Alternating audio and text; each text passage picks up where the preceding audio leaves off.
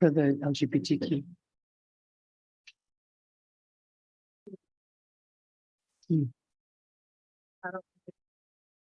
It's for the LGBT, it's for the resolution of LGBTQ people. A lot of people are here. Yeah. Yeah. No, but I didn't know. Oh, they were there. Oh, are they here? Center was here. Are they here? Is Darcy Hamilton here? Okay. There she is. Just don't want any awkward moments, you know, call your name and you're not here.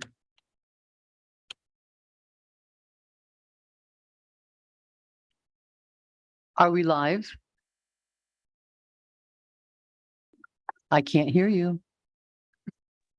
I'm sorry, I thought I unmuted myself. Yes, it is 6:01 and we are live. Great. Good evening, everyone, and welcome to the City of Lake Worth Beach Regular City Commission meeting of Tuesday, September 5th, 2023. Roll call, please. Mayor Betty Resch, Here. Vice Mayor Christopher McVoy, Here. Commissioner Sarah Maliga is supposed to be joining by Zoom, so I'll keep an eye out for her. Okay. Commissioner Kimberly Stokes, Here. Commissioner Reynaldo Diaz. Here. Thank you. The moment of silence will be led by Vice Mayor Christopher McVoy.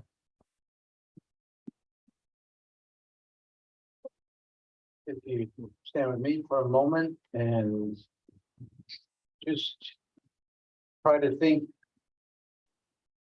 of the blessings that each of us do experience. And think also of those around us in our town, in other parts of the world, in other parts of the state, other parts of the country, who maybe are in not such fortunate situations, whether for mental health reasons, economic reasons, whatever the reasons. Just try to give a bit of a moment to remember that the old expression, but for the grace of God, there go I, could apply to any of us. And often has keep a spot in your mind for those suffering in different ways. Do what you can to help them. Thank you. Amen. I pledge allegiance to the flag of the United States of America and to the republic for which it stands, one nation, under God, indivisible, with liberty and justice for all. Thank you. Madam Clerk, are there any additions or deletions? I do not have any, Madam Mayor. Okay, I would ask for a reordering. I would ask we have quite a few people here for new business C.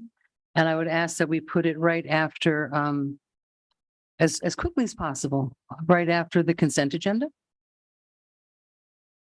We actually don't have anything under consent, but we could do it after the, we could do it after the approval of the minutes where the consent agenda would have been. All righty, we'll do it then. That'll be nice and quick. All righty, so first we have a proclamation declaring September 2023 as National Recovery Month. And Commissioner Stokes is going to be reading that. Okay. Whereas behavioral health is an essential part of health and overall wellness, and whereas substance use is preventable, treatment is effective, and people can recover.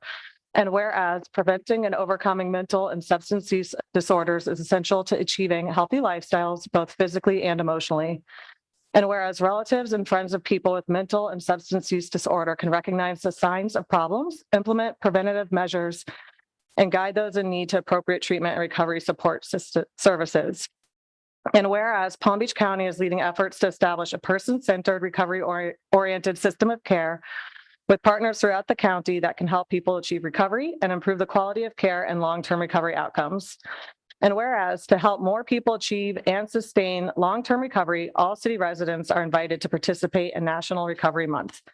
Now, therefore, I, on behalf of Betty Resch, Mayor of the City of Lake Worth Beach, Florida, by virtue of authority invested in her, and on behalf of the City Commission, do hereby proclaim September 2023 as National Recovery Month. And witness whereof she has set her hand and caused the seal of the City of Lake Worth Beach to be affixed this 5th day of September 2023.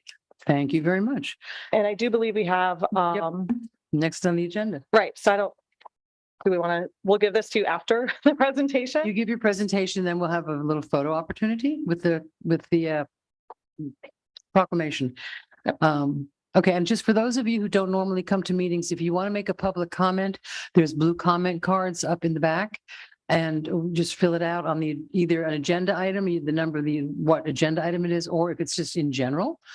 There's a place for that too, and just give them up to the city manager. Good evening. Hello, thank you for your time this evening. My name is Darcy Hamilton. Madam Clerk, excuse me. Madam Clerk, could we go to the full screen so that folks can see her speaking? Anthony will do that. Anthony will do that. And also, I'm not sure if that mic is on. We're fixing that as well. There we go. Thank you. Hello. Hello. Thank you for your time this evening. My name is Darcy Hamilton. I'm a member of the leadership team of the Lake Worth Recovery Community Hub. A little about myself. I'm a lifelong Lake Worth resident. Yes, I'm an artist. I'm a former technician and educator in Palm Beach County. I currently enjoy working in the peaceful realm of plantscaping and volunteering in my community. I'm here today to introduce you to your new RCO RCC, dubbed the Hub, located at 1120 Lucerne. Before I get into what those acronyms stand for and what all this means, I'd like to tell you my why for volunteering to be a part of this. I was born and raised here in Lake Worth. My parents were too. Both of my grandparents were stationed at Morrison Field during the Korean War. That is now Palm Beach International Airport. They saw fit to settle in Lake Worth in lovely single-family homes and raise their families in paradise. I was born here in paradise, and I've been given the gift of raising my children here in paradise. However, growing up, children and grandchildren of war veterans, you can imagine there was our share of trauma, pain, substance abuse, and alcoholism.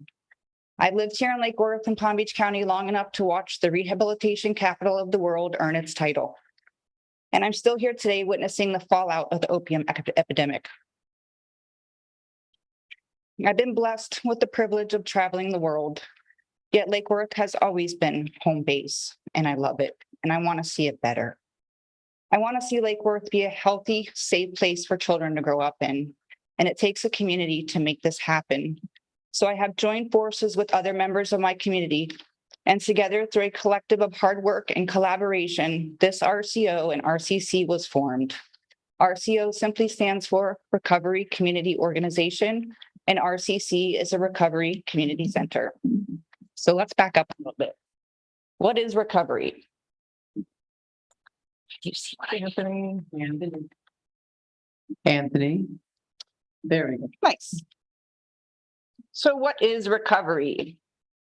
The SAMHSA definition of recovery is a process of change through which individuals improve their health and wellness, live a self-directed life, and strive to reach their full potential. I like this definition because it's written by the Substance Abuse and Mental Health Services Administration. And I think it's important for us to recognize that both of those fall under the same umbrella. In my opinion, addiction is simply a fear of pain.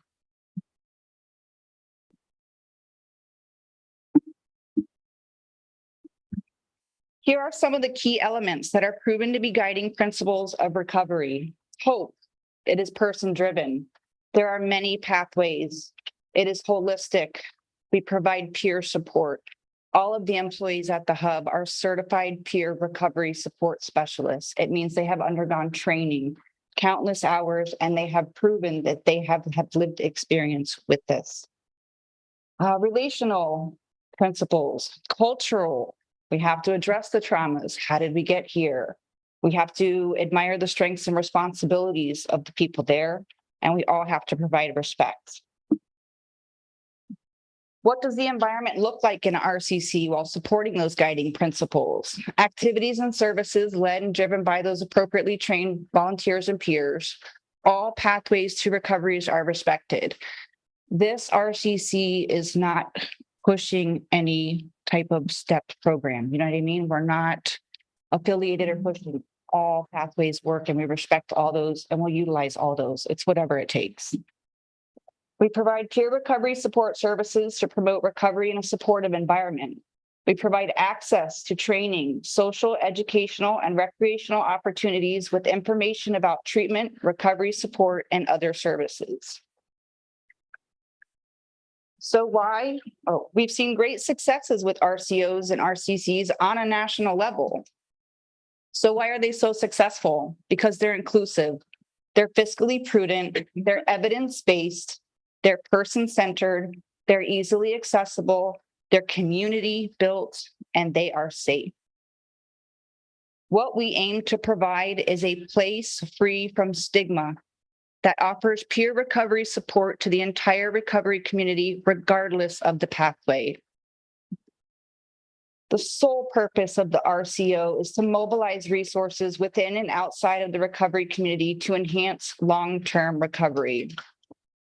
Here are some other RCOs throughout the state that you may have heard of. We partner and form alliances with whoever we need to get the services to the people. This is our Delray location. So I'm not sure if you're aware of this or not. The hub is going to be 4 locations eventually. We have Delray, Lake Worth, there's a future Riviera and a future Belle Glade. Delray's already up and running. Lake Worth, it will be up and running in less than 10 days. Here's our Delray location. All of our locations share the same mission. Our mission is to increase opportunities for community access to recovery resources. The Community Recovery Hub of Palm Beach County provides support and solutions for those living with substance use disorders. We empower, connect, and advocate for individuals and their families in all stages of recovery. What are the tools that we use to fulfill this mission, and how do we do this? There's been a team of leading researchers introduce something called recovery capital, and they define this recovery capital as the volume of internal and external assets a person has to initiate and sustain recovery. So how do we provide recovery capital? How do we assess what assets a person already has? And how do we assess what assets a person needs in order to gain and maintain recovery? In other words, how do we know where to meet this person? So let's take a step back. What is recovery capital? How is it measured? Recovery capital is a comprehensive picture of a person's whole well-being using an online automated survey. So basically, we have a software program that provides a question and answer survey that is comprehensive and holistic measurement of 3 main areas of recovery capital. You have social capital, personal capital, and cultural capital. The RCI will be implemented in all 4 centers. It measures and informs individual services on a one-to-one peer level to inform programming, events, and trainings. Survey completion and review to develop recovery plans, allowing for self-informed and self-directed support.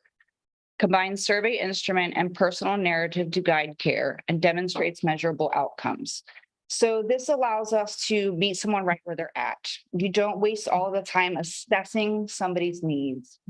They take this online survey and it's something they can continue to keep taking, and it follows along their progress and it tracks and marks their progress. It lets them know where they're lacking and where they should focus first. So it really takes a lot of the guessing game out when somebody walks in the door for services, because we can create an entire map of what they need.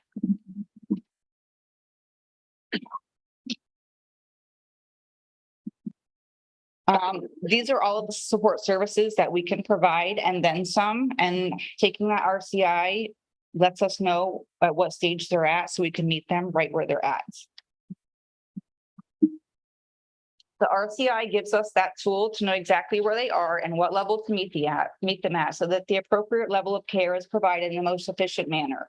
Again, it's holistic. It's personal and physical health and wellness. It's nutrition. It's financial wellness. We can provide support for any areas that somebody needs help gaining and maintaining their support and recovery. There's some shots that we have building the RCOs and activities within the RCC. A little timeline here. Basically, what started as a calling to all community members to action last summer of 2022 is now leading us to a grand opening ribbon cutting ceremony on September 14th, 2023, and you're all invited to join us. Thank you. Our conclusion is that our ultimate goal can be summed up with this encouraging quote by Dr. John Kelly: recovery hubs facilitate one-stop shopping and the accrual of recovery capital. Thank you. Thank you. Thank you very much. I think that's going to be a great to the community. Would you like to have a? Yeah, I think there's some other people from the recovery community here too, if they want to come. Do you mind taking a quick photo with us? And then we'll give you the proclamation. I didn't know. I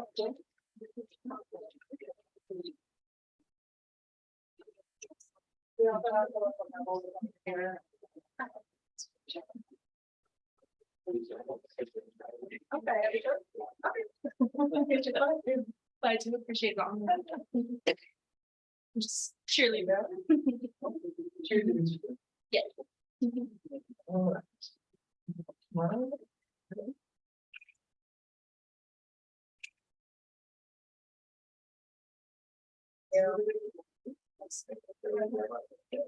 Appreciate it.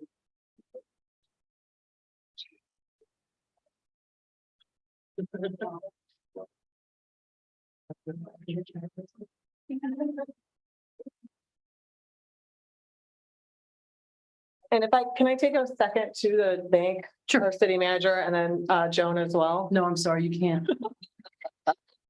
Of course, because when I found out about the hub in Delray Beach, and then I was talking to some of the people, like, how can we get something like this in Lake Worth Beach and get them here? Carmen and Joan really hopped on and they went and visited the hub in Delray Beach, talked to the county, and this is 100% being done through the county, but with the guidance of our city manager and Joan, help them find a home here that they can do, and they're going to be able to provide a lot of support to our community members. So thank you. Great. Thank you very much. Thank you. Okay, so now we have, I'm sorry. Thank you to Commissioner Stokes for energy. Okay, so we're going to have the commission liaison reports, and let's start with District 2. District 2. Was it- And now we'll go to District 3. There you go. That's a good idea. And if I think of it, we'll come back. Write this down. Okay. Go ahead. I believe people were celebrating Labor Day yesterday, if they don't remember. But, was one of the things, yeah. I was sad to miss it. It was my daughter's birthday. We were out of town for the weekend. But I did spend last Saturday at NAMI, had a conference called Pathways to Hope, and where they're engaging leaders in the faith community to help them work with their constituents to break more stigma and more barriers to accessing the help they need around mental illnesses. So that was an all-day seminar that NAMI put on. It was really exciting to be in a room with so many people that are so dedicated to serving their community. And then the only other thing is, I have my monthly meetup happening Thursday, July 14th at not July, September. What month are we in? Thursday, September 14th. Labor Day kind of threw you for a loop. It really did. September 14th at the library from 5 till 5:45. And this weekend, I believe we have a yappy hour at Spillway Park. So a lot of people expressed how much they love that, bringing their dogs there. So our leisure services staff planned an event to have a dedicated time where everyone comes out with their dogs and can socialize and have fun. So I'm looking forward to that. Great. Now, are we going to head back to you, or did you waive your ability to speak? Mine Silly. is very short. I did in fact attend, as did many of us here, the Labor Day picnic. AFL Labor Day picnic, and a good opportunity to see a lot of folks in the county, and glad I went. District 4. Sure. Yeah, the picnic was great. It's so important to maintain those relationships. And I do kind of like sense this thing in the air that I feel like there's a good amount of hope and positivity out there, which is kind of good and needed. And similarly, I really appreciate these presentations, the proclamation and the presentation. Thank you. And it's pretty timely because yesterday I had to deal with a situation. It wasn't, obviously me or anyone close to me, but I was leaving home and somebody was next to my car doing something that is not typical behavior, let's say, and it was really concerning. It was, I never felt that my safety was in danger because he was quite frankly unresponsive, and so luckily I live.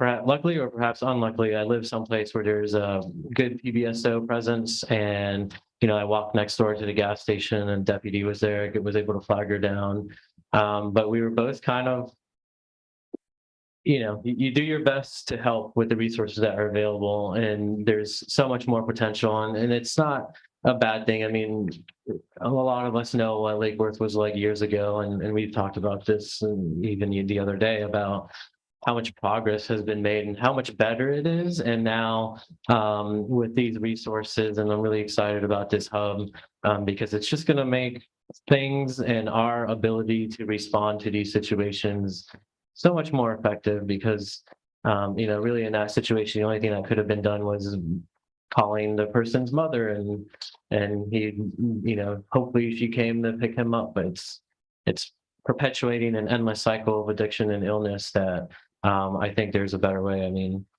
growing up here, a lot of us have either friends or family that have dealt with this situation. And I would like to point out to people, you're not immune. It's not socioeconomic. It's not, nothing really can predict whether you or anyone is going to be involved with it. We're all maybe a motorcycle addiction away from, a motorcycle accident away from addiction. You never know. And so I really appreciate it. It was really timely. It was a tough situation to deal with. And other than that, I think we're all bogged down and we are going through our budget, and our budget hearing is first budget hearing is coming up. And I always, want to encourage people to pay attention because we all get the comments, we all get the questions. Well, why don't we do this? Where's the money to do this thing and that and whatever? And these budget hearings are, spreadsheet intensive. They're maybe not the most romantic, excited thing to talk about, but it is quite literally the main job that we're up here to do. And it's where the rubber hits the road, and it's where a good thing to pay attention to and stay informed and definitely provide your input. So I really look forward to those hearings. Yep, thank you. On Thursday, I'm driving up. On Friday morning, I'm a member of the Florida League of Mayors Land Use and Community Development Legislative Committee, and I'm going up there on Friday to meet and set out the agenda for the coming year in terms of, that sort of thing, and wish us luck. I also went to the AFL-CIO picnic, and it was really nice to meet Rolando's little cute baby, adorable. This afternoon, I met with a group of women, actually just had to be women. A few weeks ago, I brought up the idea of, fencing the part of the park, and that's brought a lot of conversations. So I met today with some of the women that are very interested in, more shade trees. We're very interested in shade in the city and getting together and organizing that, talking about that group and what they're looking for. My next plan is to meet with the people that had come forward about the interests and the issues that they have about the children. And then I'm going to get them all together. We're all going to talk. We're going to go to the tree board in sort of an organized way. And Carmen's getting very nervous right now. I know you are. Because I want to just have, this needs to be a community, Bryant Park, and the shade is important for all of us. But I just want to let folks know that we are working on it in sort of in not an us versus them way, but just how do we deal with this problem together. We had the ribbon cutting of the water tower last week, and that was fun. I'm getting a lot of positive stuff from people outside the city saying it's fun to drive by and see it there, which I'm very, of course, happy about. And what else? I think that's probably it. Short and sweet. Not to steal your thunder, but Bryant Park reminded me something. Thank you. So I was at Bryant Park. The boat. I was there when it drifted into the rocks. Mhm. I maintain those planters, and maybe I'm a little bit sensitive. So I saw it wash up on the rocks, and then it got reported and stuff. And then apparently shortly after, somebody decided it would be a great idea to light it on fire, and I missed that part. But very quickly it was cleaned up and removed. And so, we often get a lot of questions and comments on that process, and it's often really complicated. Maybe burning it kind of helped a little bit, but not encouraging that. The numbers were already scraped off, there was nothing to report. It's a complicated process, but what I'm getting at is we've had a lot of meetings, a lot of discussions, and working with PBSO and Marine Unit and others, that the process is not perfect, but it's certainly getting improved, and we hope to continually to make it better so that we can respond quickly. And that was a really good example because within 24 hours, it was out and clean, and you wouldn't have guessed that it was there. And when I met with the lady, they've given themselves a sweet little name, Neighbors for shade trees. And they said, And they were very impressed with how quickly it was taken and also how well the towing company treated the park. They didn't tear up the grass. They really were very respectful. And so that was also good to hear. All right, keep moving on. City managers report. Do you have anything to report? I had a huge list, but I will highlight the main things just to update you on. And I wanted to say thank you for mentioning about Commissioner Diaz about the removal of the vessel in the intercoastal. That took a lot of coordination, Yeah. and we've met, as you said, with the county and PBSO and others and our Public Works Department. All the efforts to remove these type of vessels take a coordination of across different agencies. And so it's so good to see that working, because as we know that we are more strengthened working together. So that's a prime example of it happening. So we're so happy with that, as we have had challenges for a while removing some of those vessels in our intercoastal. But as others, I have a few updates of some meetings that I had recently, which were very interesting, and I look forward to sharing information with Mayor and Commissioners. Today, I met with Catherine Diaz. She's with the Children's Services Council. So today, she was just sharing how they have invested in the city of Lake Worth Beach and the residents regarding families and children. So I'll be sharing with you the wonderful information of how they've assisted in our community, and they're committed to continuing doing that. And so they're interested in hearing about our challenges and working with us. So you'll hear more from me on that. Today, I also met with Dr. James Green. He's the director of Palm Beach County's Community Services Department. And we discussed the county programs and services to address housing, services and programs for the homeless.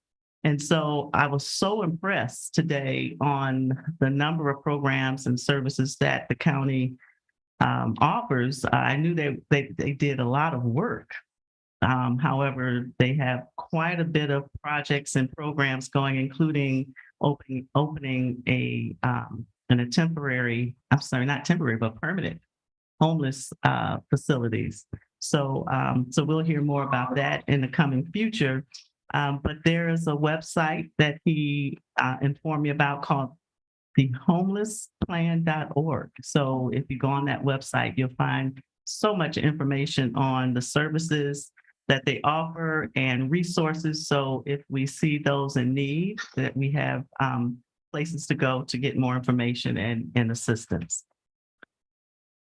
Also, let's see, on September 9th, this Saturday coming up, I was invited to attend the NCAP meeting. Am I saying that right? I feel like that's wrong. What is The it? neighborhood. APC. NAPC. Okay, there you go. Get my letters mixed up. So I'll be speaking there or attending that meeting this Saturday. So I'm looking forward to that.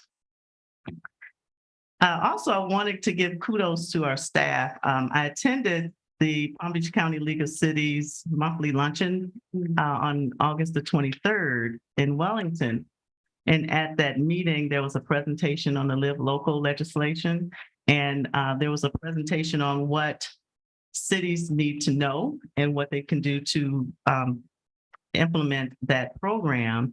And they gave credit to the city of Lake Worth Beach, whereas we provide a brochure and information on how to apply the Live Local legislation to our city.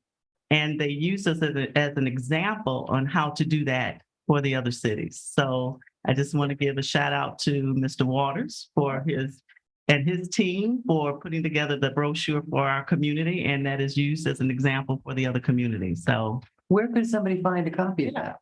on our website. There you go. Make sure it's copyrighted and we get royalties. Absolutely. The other announcement of a meeting that I had that you all may be interested in, this is related to our beautification program. Recently, Jamie Brown, our Public Works Director as well, and he also serves as our interim assistant city manager, and Lena Trinidad, who's working with us to try to bring forth a beautification program. she coordinated a meeting with Keep America Beautiful. And so we met with Mallory Coffey, who's the director of affiliate development for Keep America Beautiful. And we learned a lot about their program and how it can work for our community. And so Ms. Coffey is working to see how she can tailor a program specifically for the needs of our community. So that is going to be very special. So we'll be reconnecting with her in about 2 weeks to see what she comes up with and share with us how the program will benefit our community. So you'll be hearing more from me on that effort. And lastly, I say the best for last. Another kudos for our team, but our leisure services team has won awards. Oh my goodness. We don't even know where to put all the awards they're winning. So that's a good problem.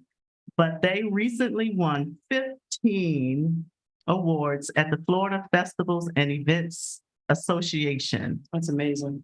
So we just want to say thank you to the team. They are awesome. They continue to floor us in what they can do, and they're so creative and talented. And not only that, then Lauren Bennett, our director, goes off and wins the Emerging Leaders Award. So kudos to Lauren. We appreciate you, and we're just watching her unfold and bloom as a leader. I don't think she's emerging. I think she has arrived. She's emerged. She's emerged. So kudos to the team. I know she'll say I couldn't do it without the others on her team. They work so well together to make sure we have a very enriched community, active community, and fun community. So thank you. They do amazing work. That's it. That's it for today. Thank you very much. Okay. The city attorney's report, anything to report? Nope. Thank you. Now, you're so eloquent, Mr. Long report. No, I don't want you to do that. Public participation of non-agended items. I have 2 cards here. Madam Clerk, do you have any non-agended item cards? I have one comment, and I'm sorry, Madam Mayor, I had a question. Was there a vote on the reordering of the agenda? Oh, Oh, once again, I failed as parliamentarian. Do I was have- like, wait a minute, I don't remember a vote. So if we could We're gonna do it now. rewind. So thank you much. We appreciate it. Do I have a motion to reorder the Motion agenda? to reorder. Do I have a second? Oh, Thank you. All in favor? Aye. Thank you very much. Thank Okay. you. Non-agended items. Joe Marcus? Jay. Jay, I'm sorry. Oh, J-A-E. It's all right. Hello, everybody. My name is Jay Camilla Marcus, 1224 16th Avenue North. I'm a lifelong resident of Lake Worth, and I wanted to voice support of the Recovery Hub opening in Lake Worth. I've worked in recovery for years. This is my RCO Rebel Recovery, and believe peer support is integral to breaking barriers within the system, which keep people from obtaining the help they need. I want to welcome the Hub. I believe this is a powerful resource for individuals struggling with substance use disorder. To my neighbors, I encourage you to keep an open mind. I want to remind my neighbors that a person with addiction can be anyone. People assume an addict is someone that may have a needle in their arm or abscesses. The reality is that it can be anyone. An addict can be the mother popping pills that her own doctor prescribed. An addict can be the business executive picking up a bottle to forget the stress of his life. Addiction does not discriminate. Just because a problem is invisible doesn't mean it doesn't exist. The rate of drug overdoses in South Florida are increasing, and what we need are more resources to address the problem. There's an epidemic in our backyard. If humankind approached more social issues with trauma-informed empathy, we would not need to flood the institutions of jails or prisons with individuals who struggle with the following: poverty, addiction, homelessness, mental illness, and many other issues that are criminalized by society instead of being addressed humanely with social resources. I commend this measure and look forward to the ribbon cutting ceremony. Thank you. Thank you. Next up is Dallas Beck. Am I reading that right, Dallas? Yeah. And after that, Peggy Fisher, and after that, Todd Miller. And after that, Todd. Good evening. My name is Dallas Beck and I'm a resident in Lake Worth, Can you and give us your address, please? the address is 1224 16th Avenue North. Thank you. And the reason for my speech is my very own life experience on drugs. how they can affect people in the wrong way. And I feel that this program is important. Addiction happens to all walks of life. Excuse me. Peer advocacy and our programs are to assist our fellow members of our community to reach higher goals. Past addiction, when I had suffered from substance use disorder myself, I knew I had to find help. And the best way was with my family. And on 2003, I was in an automobile accident and I was prescribed pain meds, sleeping meds, and other things like that. And unfortunately, I fell into that trap, but I was able to come back through recovery. So I'm just here today to say, please believe our programs. Good Thank for you. Thank you Thank very you. much. Thank you. Peggy Fisher, and then Todd Velez. And then somebody else.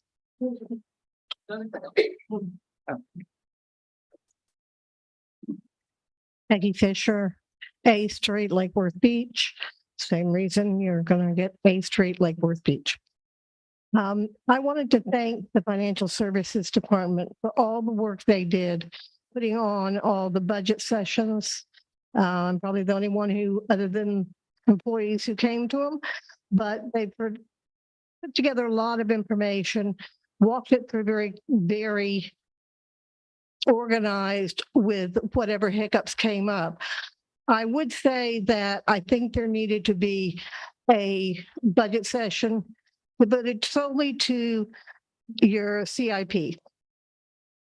You did not really talk about CIP at your last budget meeting. You decided there were some items you didn't even want to talk about.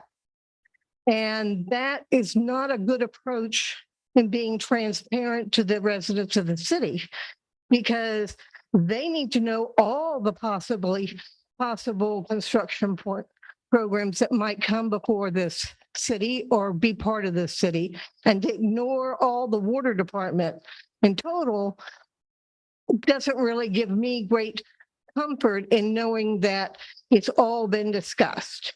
So I would like to see you all have a meeting as part of your budget that is solely focused on your construction capital improvement programs and lays them all out. And every one of them is discussed, whether you decide to fund it or don't fund it. But you are obligated as a representative of the people in the city to talk about it, to give it the light of day. And I'd also like to say, I'm sorry and apologize to Water Director Petty for being told to go on his way. I think that is a very dismissive, disrespectful comment to have made from the dais to a city director. He is here because he's an expert on water, something none of you up there are an expert on. You may think you are, but if you were, you would be in his job and he might be in yours. But our directors deserve our respect, and they deserve to be just treated with respect, especially in the public. Thank you. Thank you. Todd Velez.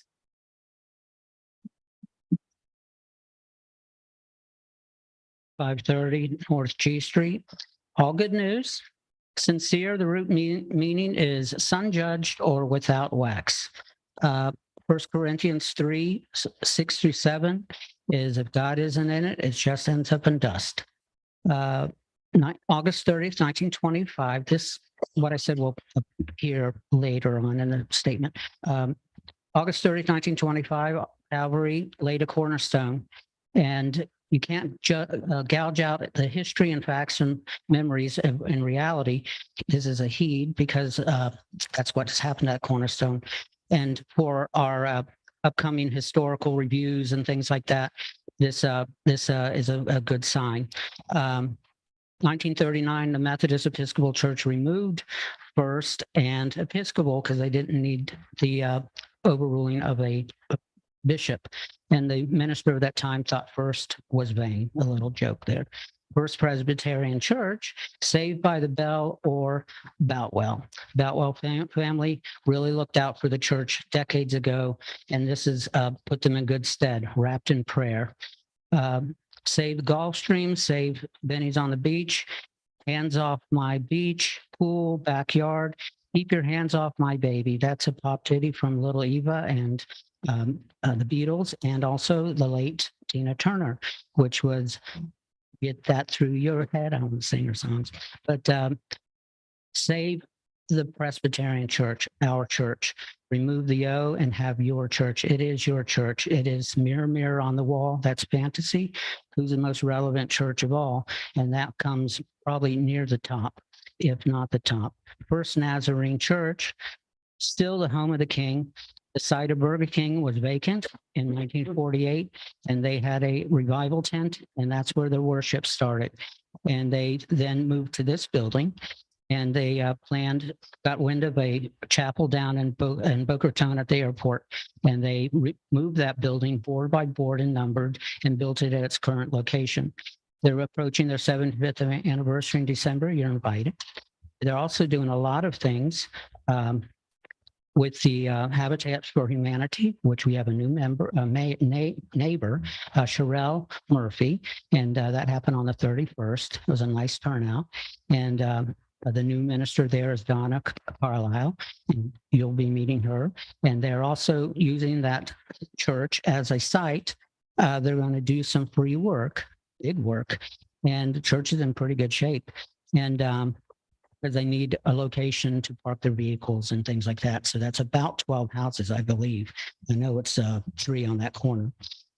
St. Andrew's Finnish Church is doing a 70th anniversary, January 7th of 24. And that's with Pastor Sammy, and they're 70 years here in town. And Lake Osborne Presbyterian Church has a new school. Check, CHEC, you can look that up. But Thank you, that's time. Thank you, Todd. Madam Clerk, you're up. Yes, I have one comment. Mary Ellen Healy, 323 South Federal Highway, apartment 11. I regularly use Bryant Park. I've used the playground with my grandchildren. As Mel and Vinny, we've had 2 music in the park song swaps in the shade along the lagoon last summer in July and August. I walk and bike through the park and meet friends there. It is the most amazing natural environment with living shoreline. I do not support the proposal to put a fence around the playground area, including the pavilion and bathrooms. I would not restrict adults without children from the playground area where there are barbecue grills, shade trees, and benches. I do not support a fence in the park or more sidewalk in the park. I'd like to see more trees in the park. Refunding money for permitted use of the pavilion is not a reason to put up a fence. The issues leading to that should be addressed by having a clear procedure and policy of what to do and who to call. When the pavilion is rented, a phone number should be available to negotiate problems. People afraid to bring their children to the playground in a park where unhoused people hang will not be solved by a fence. A fenced-in area with gates is not safer for those inside it. What playground crimes have been reported?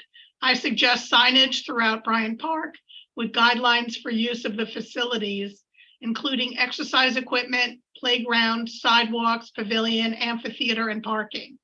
Lockable, weatherized information bulletin boards with more than rules. List who to contact by email or phone when you see a problem.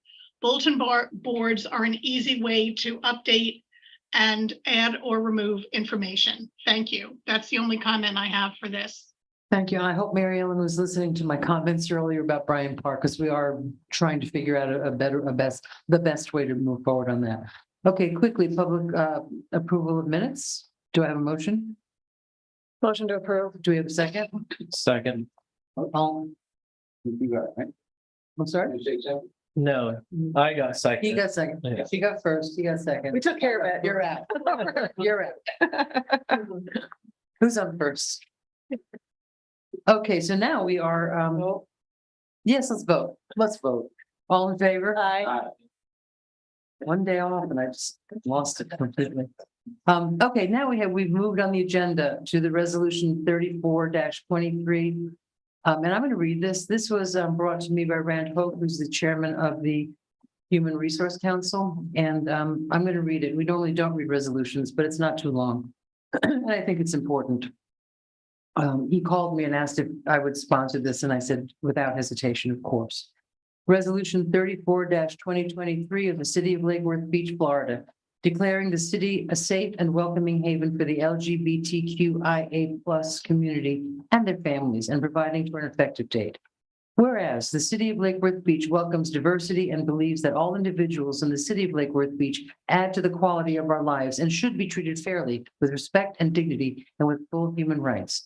And whereas the population of the city consists of people of every race, ethnicity, color, religion, national origin, sex, sexual orientation, gender identity or expression, ancestry, age, disability, source of income, marital status, and familial status. Many of these people are discriminated against in employment opportunities, public accommodations, education, healthcare, and housing.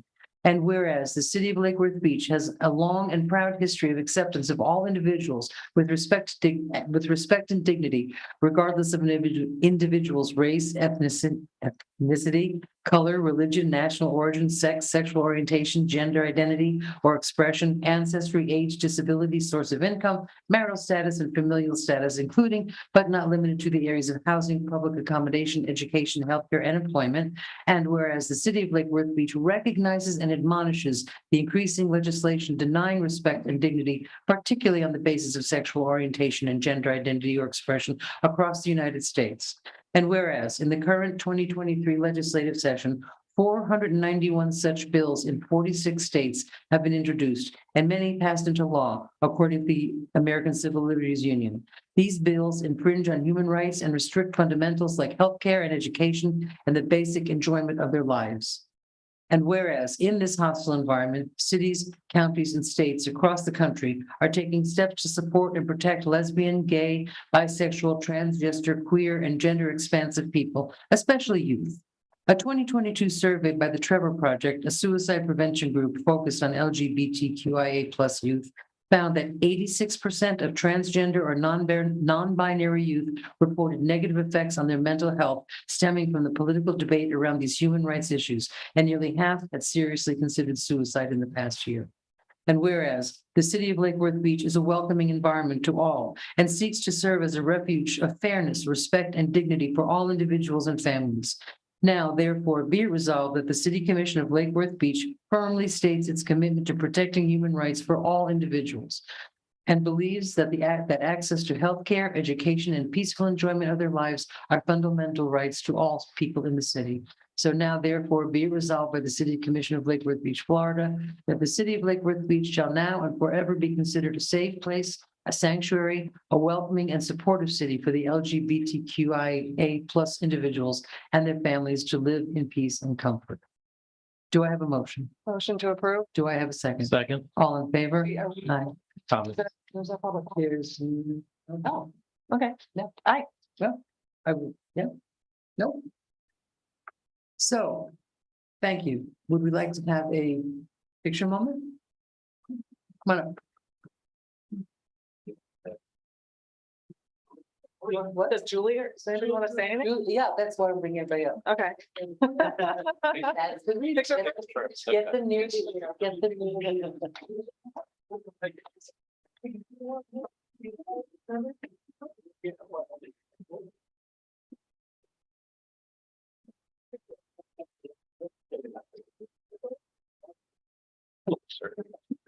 How you doing, man? Yeah, but every year you make more and more progress. I tell you, I remember back when we started this, a long time ago.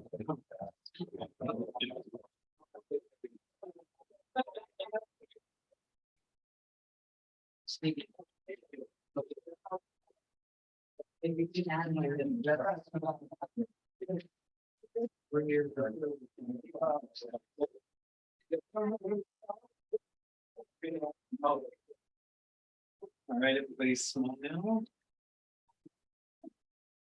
Thank you.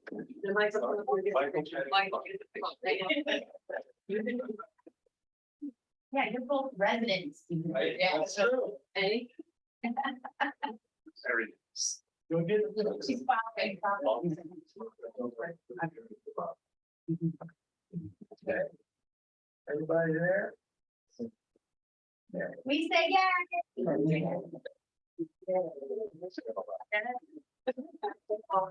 Yeah, this time Everybody close your eyes on 20.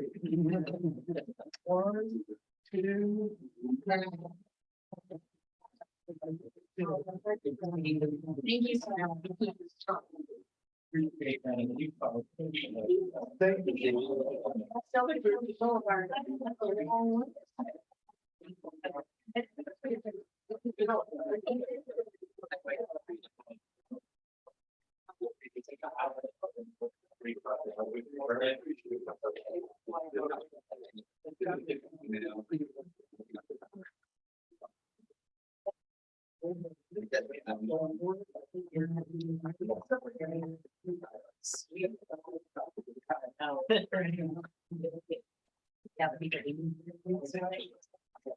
I just want to quickly recognize someone in the audience we have tonight as a visitor, Miss Alicia Cox, who is an assistant state attorney running for state attorney. I just want to say welcome. Thank you for coming and dropping in.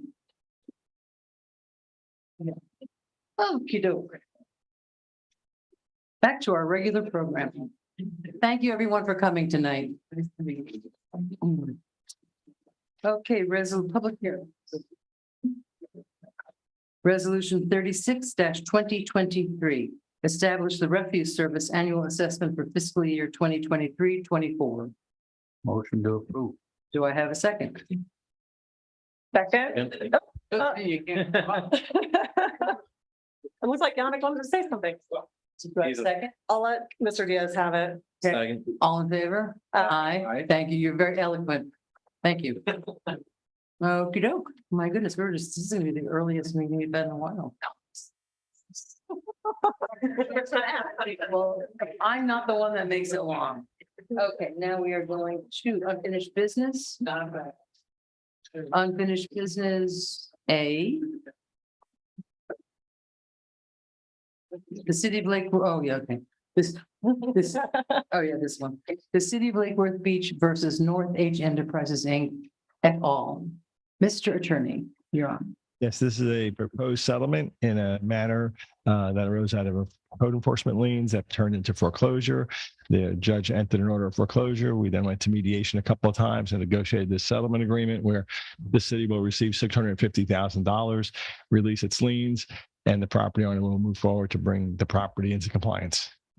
Thank you. Motion to approve. Oh, motion to approve. Do I have a second? Okay, any discussion? Hearing none, all in favor? Aye. Aye, thank you very much. Thank you. Now we are up to transfer $2 million of ARPA funds from affordable housing to the CRA. Miss Olivia is here. Do I have a motion? Motion to approve. Do I have a second? Second. Second. All in favor? Is there discussion? Any discussion? Oh, wait, I think there's comments. Yes. Wait a minute. Yes, I do have parts. Mimi May? You can read it. Oh, thank you. Mimi May, 167 Yale Drive. Please make good on the ARPA funding allocation made on August 23rd, 2022, and transfer $2 million to the CRA for affordable housing. Thank you. Peggy Fisher?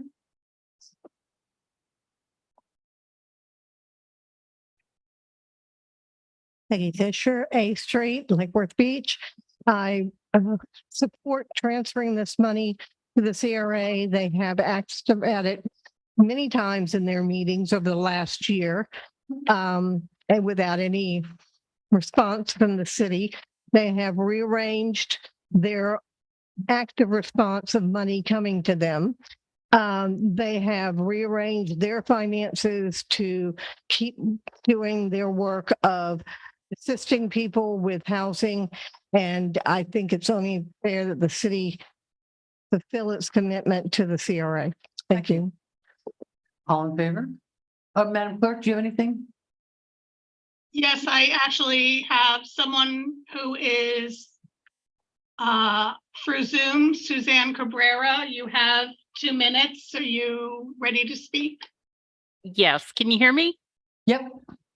I would just want to, Suzanne I'm sorry, Cabrera. name and address for the record. Yep, I was just thinking of that. Suzanne Cabrera with the Housing Leadership Council, and the address is 2101 Vista Parkway in West Palm Beach. And I just really want to encourage you to make this transfer. This opportunity was made available through Commissioner or Representative Frankel's office, and a lot of other entities really wanted this funding. So I think it's really important, because if we don't get the full match on this, HUD will rescore the application and the funds won't be received. And that could endanger any future opportunities. And actually, just this morning, a group of us met to apply for another multi-million-dollar grant for Lake Worth Beach, which we and some other municipalities, and you don't have to do match for that. So, but we don't want to endanger this opportunity, which is also through HUD, to get this funding. So you guys do such a great job with housing. We don't know what we do without you. And once again, thank you for the consideration of this and for transferring the funds. Thank you. And thank you to the staff, Joan Leva, William Waters, all the different staffs that have worked on this. Thank you very much. Madam Mayor, Yes. I have 4 more comments, but Ms. Cabrera was the only one on Zoom. Oh, okay. You can go ahead and read the other 3. Okay, so the first is Cindy LaCourse Bloom, 4938 Davis Road. I'm writing to express support of the city providing the ARPA dollars to the CRA for affordable housing. The CRA has a tremendous track record of getting much needed affordable housing projects completed. The CRA has been working very collaboratively with their nonprofit partners and has an affordable housing delivery system in place to get the money deployed and to get units built. Next is Jennifer Thomason, President and CEO for Habitat for Humanity, Greater Palm Beach County, 181 Southeast 5th Avenue, Delray Beach. Dear members of the Lake Worth Beach City Commission, on behalf of Habitat for Humanity, Greater Palm Beach County, I am writing to urge the commission to approve the transfer of $2 million of the ARPA funds allocated to affordable housing units and programs to the Lake Worth Beach CRA. Habitat for Humanity is a 501c3 organization and an affiliate of a global nonprofit, Habitat for Humanity International, serving Palm Beach County. Families and individuals in need of safe, decent, affordable housing partner with Habitat for Humanity to build or improve a place they can call home. Habitat homeowners help build their own homes alongside volunteers and pay an affordable mortgage. Since 2010, Habitat for Humanity and the Lake Worth Beach CRA have partnered to build or significantly renovate over 40 single-family homes within the city of Lake Worth Beach. Thanks to the collaborative leadership at both organizations, we will be continuing this partnership for years to come. 3 new single-family Habitat homes are currently being built as a result of land acquired from the CRA, with the potential for up to 4 additional new homes in 2024 and 2025. ARPA funding is critical for the Lake Worth Beach CRA to make a substantial positive impact on affordable housing for existing and future Lake Worth Beach residents. We again urge the commission to transfer $2 million of the ARPA funds allocated to affordable housing units and programs to the CRA. Thank you for your time and consideration in this matter. Please contact Kara Oakler of my staff if you have questions or would like additional information. Next is Erin Allen, 208 South Lakeside Drive. I am commenting on new business item A, transferring the $2 million earmarked for affordable housing to the CRA to further their commitment to bring affordable housing to our city. I would have liked to see this on the consent agenda, and I am bewildered why it keeps reappearing for consideration and/or discussion. This commission declared a housing emergency because it feels so strongly that housing is becoming out of reach for so many. The chasm between the haves and have-nots grows larger and larger. This CRA project will help fill the need gap for affordable housing. I wish we had more such projects on the horizon. Show the residents with your actions and not just talk that you are committed to bring more affordable housing to the city. Don't jeopardize losing the grant money that the CRA has procured for this. This should be a unanimous yes vote without hesitation. by the commission. And the last comment is Greg Richter, 1202 South Palm Way. I'm writing in favor of the city providing the CRA 2 million in ARPA funds to go along with the additional 750,000 in grant funding. While disappointing, we did not get the 2.5 million that was requested. That was never guaranteed when the CRA made the request. If you don't do this, we will also lose the $750,000 grant. Furthermore, why would anyone want to fight for a grant for us when our city does not stick to their commitments? I think the commission should stick to their commitment, as the CRA is the main driver of building affordable and workforce housing in Lake Worth Beach. We've heard from many of you that you want to build more affordable housing. Well, here's your opportunity to stop talking and really do something. That's the last comment I have actually on anything tonight. Oh, thank you. Mr. McBoy, I see your light's on. Thank you. I noted in a lot of the comments, there was discussion of the importance of building affordable housing. Joan is here. Can you speak into your mic, Vice Mayor, please? Sorry, it was too close to me. Well, I was just going to give her a chance to come and speak. But that's fine. Yeah. I had a question for her. Oh, well, why don't you come up and- You yeah. can call me, so I proceed however you like. There you go. Go ahead. Thanks. Could you remind us what AMI in the county, I assume it's the county number that Yeah. is applied in the back. What is that approximately now? For a house of 4, it's 98,000. And so 120% of that would be, this would be affordable housing for family of 4 making less than 120,000 roughly. 116. Okay. But we're focusing on 80% or less, which would bring it down to about 54.5 For a family of 4. for a family of Right. 4. Yeah. Okay. I just often have been concerned that the county numbers tend to be a lot higher than our incomes here in Lake Worth. And so, Absolutely. I'd like to keep the focus on, closer to our AMIs or percentages of those, Right. if that's possible. I know that in some cases there are HUD requirements. Actually, the HUD requirement is that 25% of the funds have to be spent on families earning 50% or below of area median income. So of course, And we've always met that expectation and exceeded it because of, the status of homes here, families here. We also have Habitat for Humanity and some of our other partners really focus on 80% or less of AMI versus the 120. So that really is where our focus is. good. And Thank then, you. and the new grant that we are hopefully going to apply for, although I'm not sure we can get it done in time, focuses on 100% or less of AMI. And there's $85 million available. Start typing. What do you need to help? What can we do to help Yeah. you get that done on time? I will be asking for letters of support very soon, but no match money, I promise. We like that. We like that. Sure you'll, and is it better to have individual ones? Does it matter? We all sign one, we all sign the same one? Whatever's easiest for you. Mhm. And she'll give you, Whatever's best, most effective to get. Probably less paperwork is good. yeah, Um, you'll get us the information about who to write to and all Of that. course, yeah. And we did get news on the one that we applied for this year. We are in the final stages.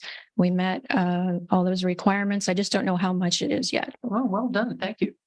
Thank you. When is the deadline for that upcoming one?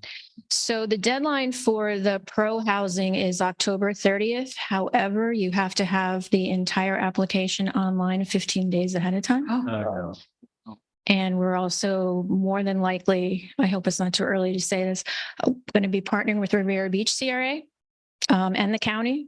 So we have some heavy hitters in our area. So we got to get it done. The goal was this month. just don't let the Riviera Beach get any of our money. Of course. Thank you so much. And the work that the CRA does is great. Thank you. You're very welcome. Motion to approve? We already We did that. Now you. All in favor? I'm here. We're good. We're good. We're covered. All in favor? Aye. Thank you. Okay. Yeah, that's great. Okey-doke. Next up is the resolution 35/2023, intent to abandon a 10-foot wide section of public right of way. building plan or community sustainability folks are here. Do I have a motion? Motion to approve. Do I have a second? Second. Any discussion? Just to let you know, the proposal before you tonight is for the entire right of way. But most likely what we're going to come back with in October is a portion of that. What we're doing is the engineers are working amongst themselves to figure out what is the ideal right of way to actually abandon. But because we can't pick right now, we had to advertise the full. So I just wanted to let you know that it's most likely it's not going to, the same scope or width of the right of way is not going to come back. Okay, and this is to facilitate the hopeful Madison project down at Correct. 821 South Dixie Highway. Affordable senior housing. I want people to remember that that's in the works right now. So Mr. McBoy? Yeah, in general, we are unusual as a city or somewhat unusual in having alleyways, and I'm not generally in favor of abandoning them. In this case, because as the mayor mentioned, this particular project, I would deviate from that and support it. And I'd encourage, I know that with that particular project, 821, there's a little in-holding. I believe it's a single family structure or something similar. I'd encourage whoever can possibly do anything to see if there isn't some way that can get incorporated in. It would certainly help that project. I'm sure they've tried. Thank you very much. All in favor? Aye. Aye.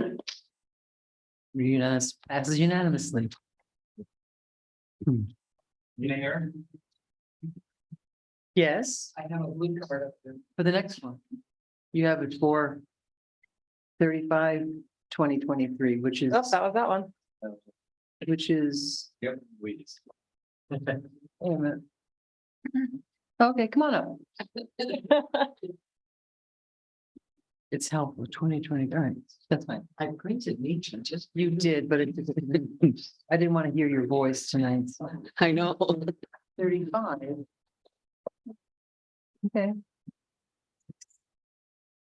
Good. Seems confused. Ramsey McLeod, 24 South C Street. I know this is going to pass, but I just want to go on the record that I have some real concern about us moving forward to facilitate this project. When the developer came to our city with hands out looking for money, they've already gotten over $600,000 from the CRA. They want to hit the city up the last time they were here for another $600,000. And I just have concern about their fiscal feasibility and sustainability to make this project actually happen. I know they've done others elsewhere in the state of Florida, but when they came to our city, it seemed like they came here with a big idea and hands out first looking for money. And I'm just growing a little tired of that pattern of developers showing up, looking for money and promising a big project. So I would urge caution going forward and making any more changes and commitments in the city until this developer comes back and proves they are financially sound enough to take on this project and meet the requirements and ordinances in our city. Thank you. Okey doke. Now we are on item D, I believe it is. Yes, item D. And this has to do with a proposed performance evaluation for the city manager in accordance with her employment agreement. I just want to give a little background. We have talked many times about this, that oftentimes in this situation, an evaluation is sort of the mark of you're in trouble. We're going to evaluate you now. And we don't want that to be the case here. We want this to be something that is normal and expected and not used as a sword. So who's going to give us our presentation? Our lawyer. I will start. Thank you. So, to get in accordance with Ms. Davis's employment agreement. Speak up a little bit more clear. Is that better? Okay. So in accordance with our employment agreement, there has to be an evaluation instrument that you agree on, and then you evaluate her. So this is that step of the instrument. And as you all know, we've met, and each one of us have met and talked about this. And so basically this is the form. So we want to make sure you bless the form before you take the next step, which is then each of you will meet individually with her. We'll give her your evaluation, and then you will come collectively to a public meeting, share those evaluations, and have a final evaluation in the sunshine. Well, great, thank you. I've looked at it. I've worked with these before. It seems to cover most of the issues that one would look for in a city manager, and I'll just read out for the public, the different categories. The first one was organizational management, 2, fiscal management and budgeting, 3, intermediate and long-range planning, 4, intergovernmental relationships, 5, relationship with the public, 6, management of employee relationship, 7, relationship with the city commission, 6, I can't read number 6, relationship with the city commission, 7, professional development, and 9, someone else is not good at Roman numerals, personal characteristics. So, and it has a scoring from 1 to 5 in a rate. So I see Commissioner Stokes' lights on. Well, do I have a motion? We can just, motion and discuss. Motion to approve. All right, do I have a second for discussion? Oh, second, but can we just address those typos on the Roman numerals? Yeah, the Roman numerals are just a little askew. Right. And then I, Fix number 9 and make it number 8. There's 2 of them, so. Okay, they'll fix it. Yeah. Scrivener's error. Roman. Okay, so Commissioner Stokes. I just for number 1 on organizational management, I appreciate the number 1 of number 1 provides that the organization complies with appropriate established board procedures, but I was hoping maybe we could get something in there about industry best practices, because sometimes I know it's hard when you have 5 people, and I want whoever's managing the city to feel like they have the authority to comply with the industry best practices without having to come to the commission for everything. And so I thought that was important to reflect there. And then the second one, Second of 1. oh, no, Second of Roman numeral 2. I do like the, planning and preparing the annual budget with the input of the mayor and the city commission. Which one, what number? Are you Number two, which should be number 1, but it's number 2. But, in? It's number 2. no, number, 2 number. Roman numeral number 2, Should be what? followed, no, the first line Should be 1. under number 2. Right, okay. The plans and prepares the annual budget with input of the mayor and the city commission. So I thought we should add something there more about, paying attention to the city's priorities and, that it's just very, Say that. no, I haven't seen anything Well, I about, mean, doesn't the input of the mayor and the commissioners? I know, it's really, I'd like to see it more reflected that it's based on the priorities of the commission as well, input based on the priorities. Input is so vague. Yeah. Input 1 in our one-on-ones when we were having discussions about our priorities. I think that could be reflected. And then Roman numeral number 3. The long, intermediate and long range planning concerns approved by the commission. What one was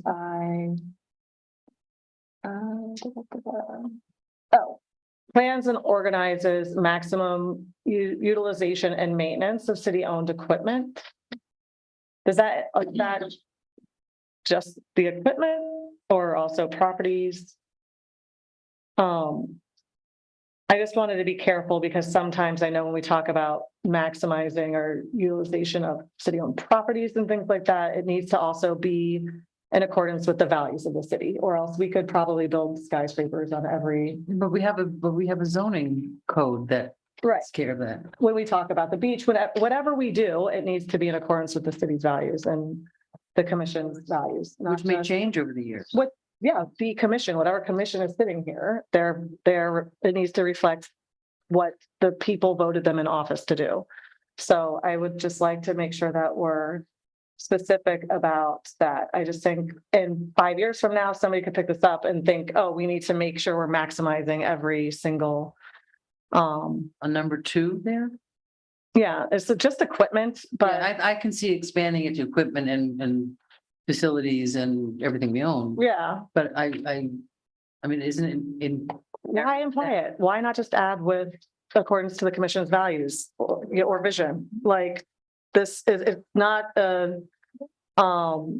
directive to the city manager to say, go out, look at all the things that we own and go maximize them. It needs to be in accordance with whatever commission is sitting up here. But when you're talking about equipment facilities, I mean, it's pretty much Equipment. bottom line. property. Let me finish my sentence.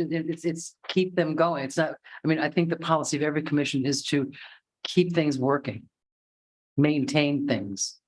Isn't that correct? I mean, that's what it's talking about. Utilization, maintenance of city-owned equipment and properties and facilities.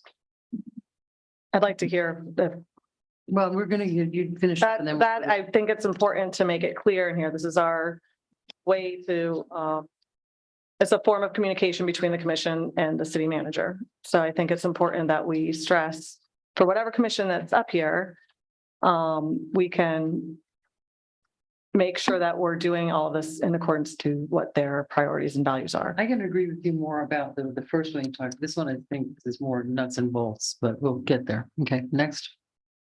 Did you have another one? The last one that something I wanted to see. That I think in Roman numeral number 5, relationship with the public. Mhm. I don't know where it would fit here. But I do think it's important for the city to kind of try to make sure that they are providing the public with a response if there's something going on in the city and there's a lot of, something major like that we're dealing with, and there's a lot of misinformation out there. I think the city has a responsibility to kind of let the residents feel assured of what the actual facts are. I don't think that it should be political. I don't think it should be taking a side or anything like that, but we've seen cases in this last year where something blows up and there just misinformation spreads like crazy. And I know that that's probably not something that cities have always, I know cities have had to deal with this a lot in the past, but I think social media and things like that have really exacerbated it. And I think that the city needs to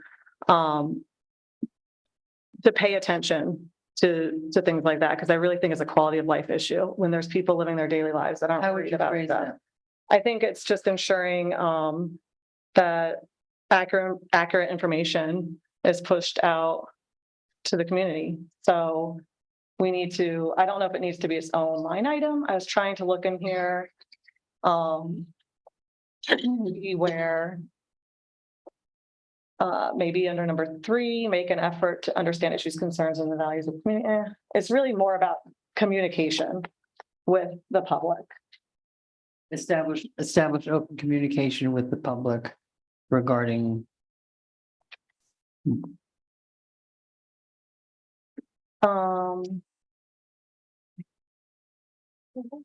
It might be, so under here, establish and maintain an image of the city of Lake Worth Beach to the community that represents service, enthusiasm, and professionalism, but it should also, as part of our image, we should be making sure that accurate information is. And provide accurate information to the community. Yeah. Okay. All right, and then we can hear from everyone else. Okay. Mr. McVoy was next, I think. Yes. Mr. Diaz? Okay, mine are pretty short. With the first 2, I mean, when I was going through this and discussing it with city manager and Glenn and whatnot, I didn't envision a massive binder. So it's like we got to balance that delicate line of thoroughness, but not excessive detail. So, when I look at, for example, like fiscal management one that you brought up, I think there is definitely a thought there to improve the wording, because the way it is written out, I'm kind of looking at it with those comments in mind. There could be a perception that it's the city manager's job to prepare the annual budget, and it goes beyond that. So It is the city manager's job to present. I know, but it's not, the way the onus isn't just on her. So similar to the other things, like I do like the idea of the response to misinformation and things like that, a timely response. It's more about city manager not just doing her job, but having the ability to make those response. So like responding to those situations where there's misinformation and whatnot, to be able to do that timely in an effective way. She clearly has to work with PR and Ben and things like that. So I think there is improvement on wording that in terms of it's less about is she doing a job versus is are the opportunities there? Are the tools available to continue through? So you're talking about Roman numeral 5, number. Yeah, 5, and then for 2 for the budget, like it's not, to kind of admit that there's other things that need to come into play. But then there's the other side of that, and for the equipment one, when I read that, I mean, I guess I kind of glossed over it because I read it strictly as equipment, like equipment and tools, and that's not something that, unlike our publicly owned assets like buildings and public facilities, like there's very little reason why equipment and tools need to come up to the dais. Right. So that would be if you want to talk about something regarding our publicly owned assets, it definitely needs to be separate. But I read that one very clear. Inventory. Are we taking care of our stuff and Right, and I would include so- facilities and, city-owned property with that as well. yeah. So to me, adding that to number 2 would. Like that's like the Roman numeral 3, number 2, to equipment. Right, that's what I'm talking about. Yeah, to add equipment, public facilities, publicly owned property. Public facilities like our, service garage and office. Everything. buildings. Yeah, I mean, but everything. things like casino, like our, casino and beachfront property, I think it's a little bit different because that's not just day-to-day maintaining inventory of tools and equipment. That is, the dais will be more involved in that kind That of would work. go more towards the budget. That's how we're land dealing use with- budget, right? So I'm just saying in terms of clarifying that language, I think we would have to separate it out if anything. Now I'm confused. Okay, plans and organizes maximum utilization maintenance of city-owned equipment, If we comma, city public, facilities. yeah, city publicly owned property. facilities, right? Or you could just generally say city-owned assets, which would call it incorporate everything. all of those things. Simplifying it, but if you want to Swap out assets for equipment. City-owned assets. City-owned Assets assets. instead of equipment, just right, because equipment's very general. specific. Do you want to do all encompassing? Okay. Assets. How about city-owned assets? I think that covers everything. Yeah, because I do generally like a little bit of generality, so you can have some flexibility on how we interpret and want to comment. The comments and suggestions I think are clearly going to be the most important pieces of these. Right. And for the relationship with the public, number 1, I would something like assures that accurate information is Communicated. published to the public. That's doesn't sound right, but you know what I mean.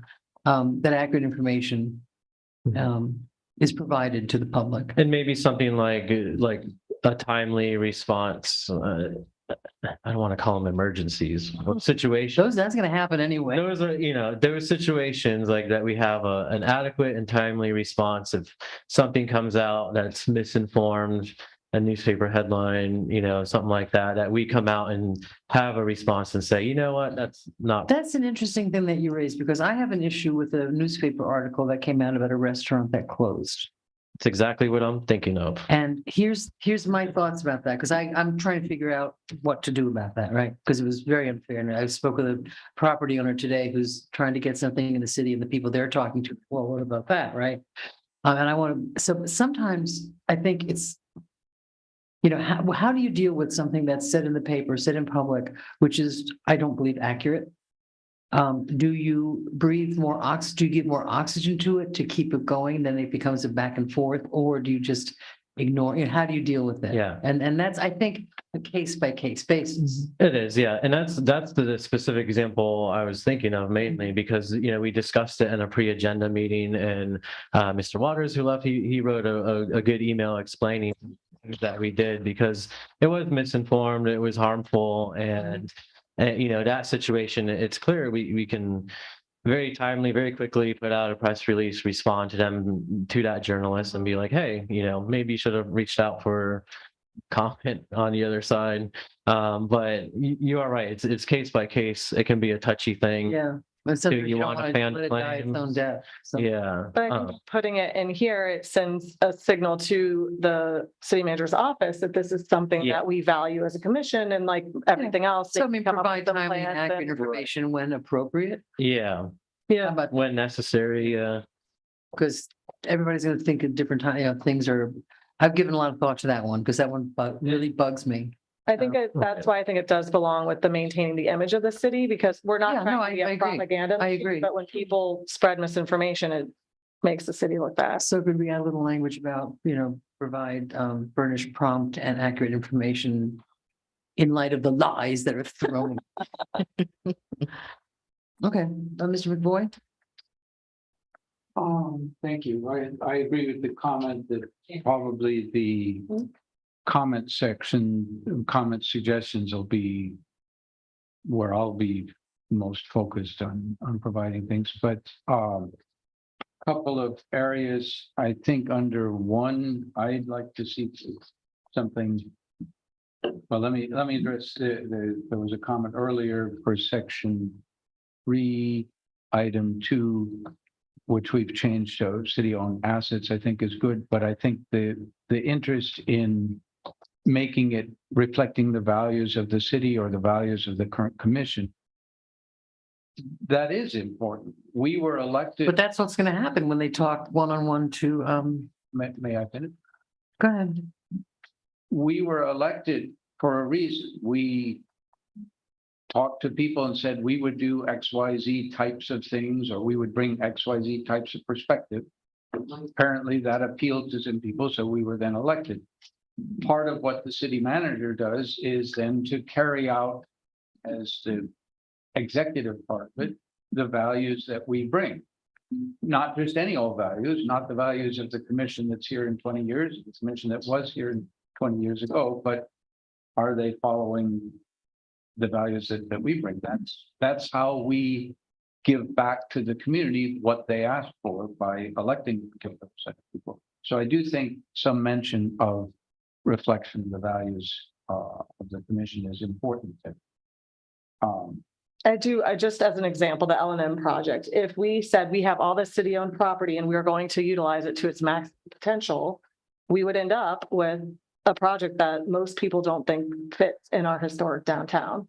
So that's where I get nervous when we hear like maximum utilization and things like that. Of course, we need to maintain it and everything else. So if we have cities-owned assets, we should use them, we should maintain them, but I don't think we need to let I think it can get carried away sometimes.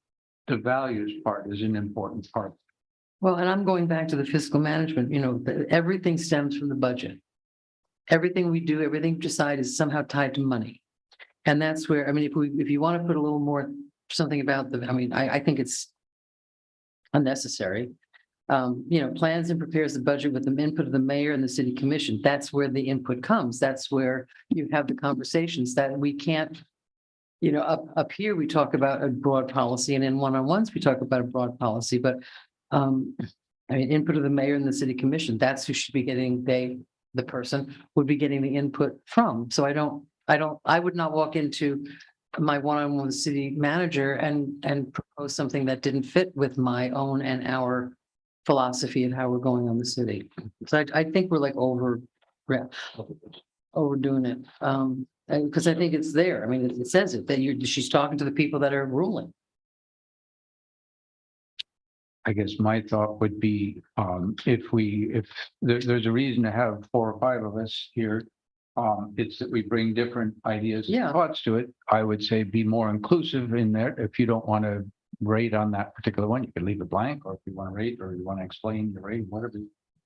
But I would be inclined to take the more inclusive approach of comments on the idea is to help the city manager understand what it is that we want that person to do, and it's a written form of that. So, which we do when we meet with her and meet in public. I have no problem with the others, but the assets and also adding a couple more. Okay, I'm just kind of lining up the, good communication. Yes, Mr. McBoy? Under, I guess I would put it under, the first Roman numeral 1, organizational management. I guess that's, I mean, I'm not wedded to where it goes, but I think one of the things that we look to the city manager to do is set the highest standards for our staff of make Lake Worth as best as possible and achieve that by setting an expectation. It's a little bit along the line that was mentioned earlier of industry best practices. This is a little different variation of it. Let's see how we're doing on setting high standards for what we provide in the way of any aspect of the city. A related one, again, I'm not sure where it should land, but it relates to the communication with the city, and that's customer service. Some way of ensuring the highest best customer service that we win awards for, and that people in the city say, wow, talking with the city is great. So that, I guess I would put it under 1 also, add an item for that. And what exactly would you say? What's that? What, I will let cleverer folks than me, but the point is someone somewhere, how are we doing on establishing first-rate customer service for our city? Under the information aspect that was discussed earlier, I would add. Chris, is Roman numeral 5, number Right. 2. Okay, yeah, there you go. first, Ensures that an attitude and feeling of helpfulness, courtesy, and sensitivity to perception exists in employees coming in contact with the public. Customer service. yeah, sort of. I'd throw the word customer service in there then. That's fine. In the area that we were talking about earlier about the importance of putting out information, which I too recognize is challenging, but I would add the words timely, proactive communication to the public, and accurate, timely. Well, we said proactive. timely and accurate. We said. timely and accurate. The other thing that I would add to the public outreach part is we ought to have some way of actually, and this is just a management principle, I think, that you need to have goalposts and accountability. We talk about sort of putting information out. We talk a lot about the difficulty of doing that, which I think is quite true. It's difficult to get information out in this community, but we should measure how well are we doing? How well do we reach different parts of the community so that we're actually seeing, hey, we need to adjust here, we don't need to adjust there, whatever that. So measurable is something that I would build into that. I don't know. Lots of different ways to do it.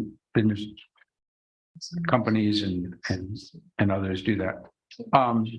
Another aspect that I think is important to have in probably in Roman numeral 1 is attraction and retention of imaginative, highly creative, forward-looking employees. So building and retaining our really high standard in that area. Because that's. I think we that's a don't- given. What's that? I think that's a given. I think this is an evaluation tool. If I went to the State Board of Education and said, I don't think you need to test, I think that's a given, they would probably look at me a little funny. Madam Mayor? Yeah, I'm just going to point out where we have on relationship with the city commission, there is a place where it talks about number 7, it's implement the city commission actions in accordance with the intent of the commission and supports the actions after a decision has been reached. So that really does cover what we were talking about with the values of the city, the intent of the commission. Ms. Davis? Oh, I was just going to point out to Vice Mayor, and I forgot now. Oh, under management of employee relationship, I think what he's mentioning may appropriately be listed there concerning Yeah. the first staff. 6. But I think number 4 may allude to that, encourages teamwork, innovation, and effective problem solving among staff members. I think he's talking about hiring, And retention. Okay. Hiring and retention. but I mean, I don't agree with that. I guess. I mean, don't you hire the best, most qualified person when people apply?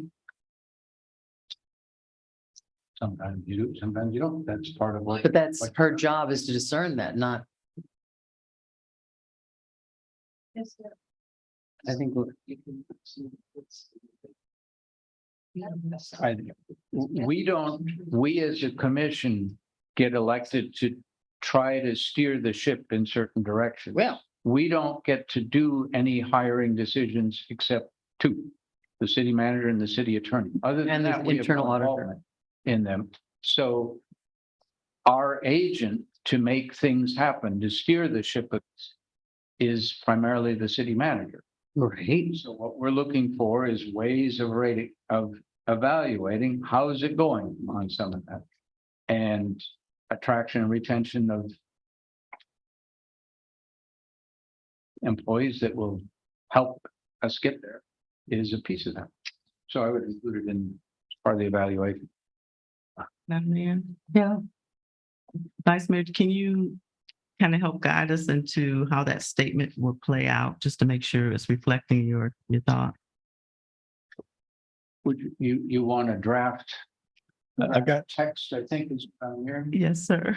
I have a Just to suggestion. make sure we understood. I'm going to try, I mean, I've been listening to all of you and trying to make notes and then read them back at the end, but for that one, how about under Roman numeral 6, the employee relations, a new category 6 says building and maintaining high standards for employing and retaining employees. Make it number 6. Does that make sense? Building Just read it again. and maintaining high standards for employing and retaining employees. That works for me. Sure. Yeah, Okay. that's fine. All right. And then when we're finished, I'll go through all the ones you've been saying, and hopefully I've been able to synthesize all of it. God bless you. Yeah. Don't bless me yet. We'll see how it comes out. Okay, so, thank you. I was pretty happy with most of it. I think it really did cover, I've dealt with these before, and I think it really did cover, the outside, the inside, that sort of thing. I have, I still think that this implements city commission actions in accordance with the intent of the commission. It covers you reflecting our intent. So if right now, so Mr. Attorney, let's see what you got. I'll see how Let's see I what was able to synthesize this. So, and again, there may be some different spots than where you said it because you kind of move things around. So I'll go through the whole thing. And so Roman numeral 1, a new number 4 that says establishes a standard of excellence for the organization. Okay. Is that? I don't even understand what that means, but go ahead. But I mean, I heard Commissioner Stokes and Vice Mayor All of this is talk to about get things an like that. So Based on best practices and industry standards, because any commission can come up here and establish board procedures, but I think it's also important to empower the manager to bring in industry best practices. I would incorporate that. Would you incorporate that in the first one? No, what Glenn just said. Into the fourth? Say it again.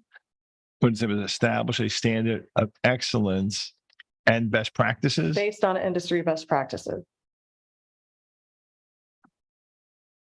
So the industry, just so we're clear, we're talking about is, Yeah, I city, mean, is city government, right? You're talking about comparing this to Green Acres and Palm Springs and other city Yeah, and I governments' mean, best how do you, practices. I mean, I don't want to belabor this, but industry best practices. There's a lot of towns out there that do things differently. I mean, I don't know. I think we're overthinking it, but go ahead.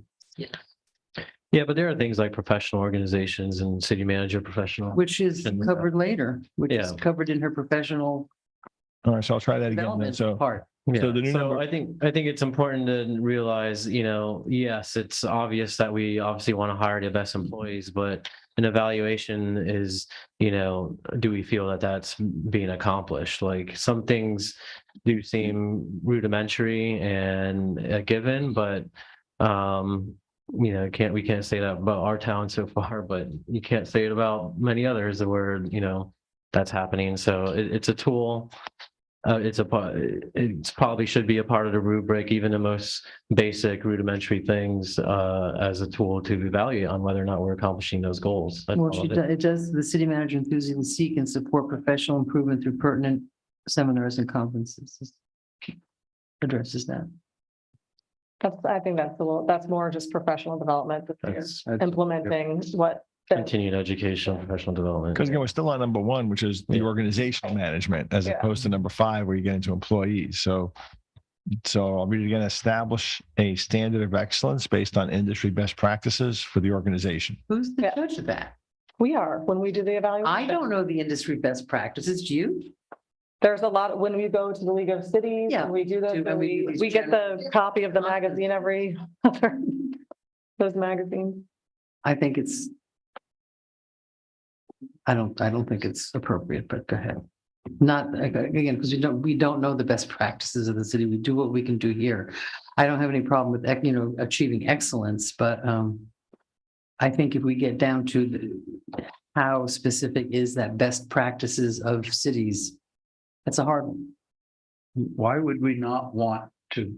Because we don't know what the best practices are. Well, then we should make it up. I don't know. Oh, I mean, God. what about explaining it like this? I mean, you're an attorney, so the Bar Association clearly has professional codes of standard, best practices. There's tons of, attorney general opinions, things written out, and part of our job is to, look into those and know, just like attorneys have those standards, those opinions, those guidelines, city attorneys do, city managers do. These things exist in the professional world. And if personally we don't know what those standards are, it would probably behoove us to educate ourselves on. So we're going to what start, those we're are. going to start researching cities in Florida. Not Florida, but you have professional associations, just like attorneys have bar associations, there's city manager. there's Which she's code a of member of all of them. Yeah, there's code of ethics. There's all these things that we as a commission can look at and look into and, evaluate on whether or not we're meeting those standards. Madam Mayor, Yeah. just to let you know, you Yeah. have 20 seconds left on this item. All right, and read. That doesn't include Glenn speaking, but for the 4 of you, you have 20 seconds left. Oh, good. Does it apply to me saying something? No, you're out. You're out. You're in. You're out. No, I want to say on the issue of best practices, certainly it is typical within the field that we want to follow best practices, learn from other communities. The point is bringing good solutions, problem solving, and ideas to the city. So, which is professional. I'm good with it. I think it's usual and practical. Okay, so moving on to Roman numeral 2, the correct number We 1. still have a language on that, but we don't really have 20 seconds. I like.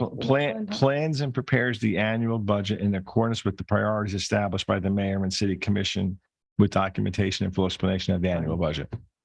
Input and. I took out the word input in accordance with Yeah, no, priorities input and established in by. accordance. Yeah. Because I think we have to say that there's input and it's in accordance, both things. Okay. Roman numeral 3, number 2, plans and organizes maximum utilization and maintenance of city-owned assets in accordance with commission direction. We didn't say that. Now I heard the word values. No, but no, we frankly- stopped at assets. Right. So we heard assets, and then I also heard a couple of you talk about values. Values, I have no idea how you judge that unless you pass I think we settled on assets, really. just plain assets, Because period. we covered other things Okay. different. Okay. No changes. The assets is fine, switching equipment to assets is, Right. but the point was to. We're running out of time. Maximize. You want to make a workshop out of this? I think we can also, we'll all be going through this process soon. Let's make the changes like we've discussed here, the best that we can. And then I say, as soon as the evaluation is over, we should be constantly doing retro. This is the first one. Next year, And we can say, okay, what was lacking, what was redundant, and then we'll revise again afterwards. okay. That's 30 minutes, Madam Mayor. Thank you. Okay, do Can we, we- so we, Do you just listen to Can, the rest? can I finish up the last couple? you please? can talk as long as you want. I'm not going to talk long. It's not long. I can tell you You're that. silent All now. right. So maybe nodding heads. I can look at that. Roman numeral 5, relationship with the public. Number 6, promote and provide accurate information. Time. Now, let me kind of go, let me rephrase that. Number 7, assures that prompt and accurate information is provided to the public as appropriate. Assuring that prompt and accurate information is provided to the public as appropriate. I say let's do it, and if we want to revise after we go through this process, we can. Okay, so that's number 7. Then Roman numeral 6, a new number 6 there, building and maintaining high standards for employing and retaining employees. Sure. That was good. That was it. Okay. Was it. So So as amended, we have a motion, we have a second, all in favor? As amended. Afternoon. Oh, public comment. Oh, I don't. Do I have public comments?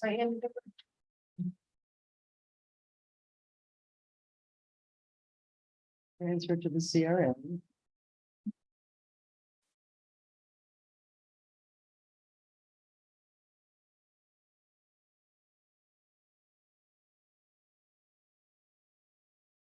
Ah, Ms. Fisher, you did, I was hiding it. I skulked it away. My apologies. Right. Peggy Fisher, 8th Street, Lake Worth Beach. Sit here and listen to lots and lots and lots of comments about our values.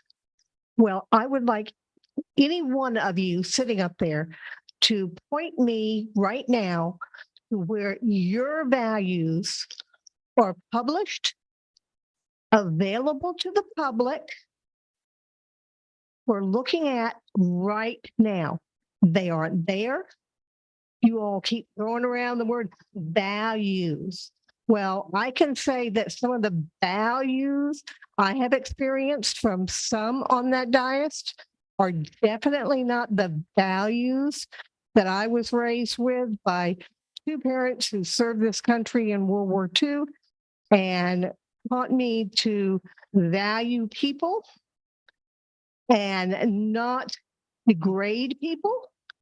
And until you can say to any citizen, voter, property owner in this city, here, post on this wall or on this page or our values, it took you 2 years to even having a strategic priority meeting. Come on, people. Don't start throwing around the word values. I know it's getting close to election season, but if you're going to use values, then sit in this room in front of the public and talk about what your joint values are. Because you've used the word repeatedly, and I don't think anybody sitting in this room who's a resident, if you ask them to raise their hand if they know what all your values are, they could raise their hand. Thank you. Okay, so as amended, all in favor? Aye. Aye. Thank you very much. Motion to adjourn? Do I have a second? Second. All in favor? Aye. Good night. All right.